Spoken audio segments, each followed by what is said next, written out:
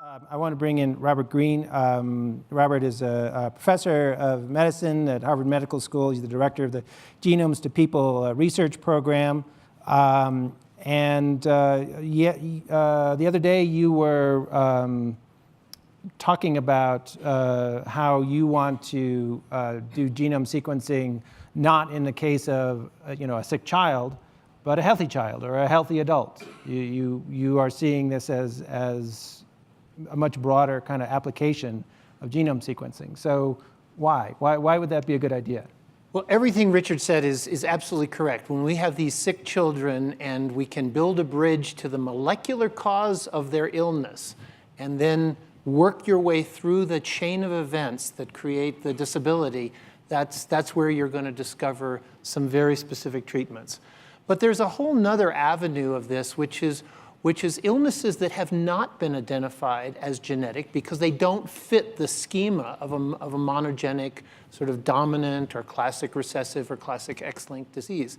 So we started off sequencing healthy adults, and we found a remarkable 20% or so of them, that's 20% of the people sitting in this room, are carrying a mutation in a disease-associated gene. And these are healthy people. They're walking around just like you without any named illness. But then when we went back to those people and we said, this is a funny gene that seems it's supposed to affect eyesight. Have you ever had any problem with your eyesight? They go, oh yeah, I can't see at night. Or we'd go back and find an abnormal blood test that had to do with their iron transportation, or a dozen other odd things. So they had subclinical presentations in many cases of these mutations. There's just a lot more genetic disease in this room than you can possibly imagine. And we've been doing the same thing with now newborn healthy babies, which, by the way, is really hard to get through IRBs, and through the FDA.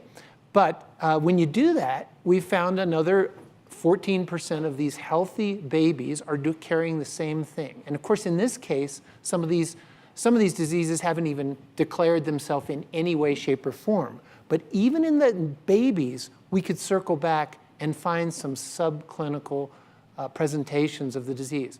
So this makes me think that there's often been this dream that everybody's going to get sequenced. It's going to get really cheap. Everybody's going to do it. And half the world says, oh my God, that's a horrible notion. And the other half of the world, mostly the West Coast half of the world, says, well, of course that's going to happen. It's a great thing. And why hasn't it happened already?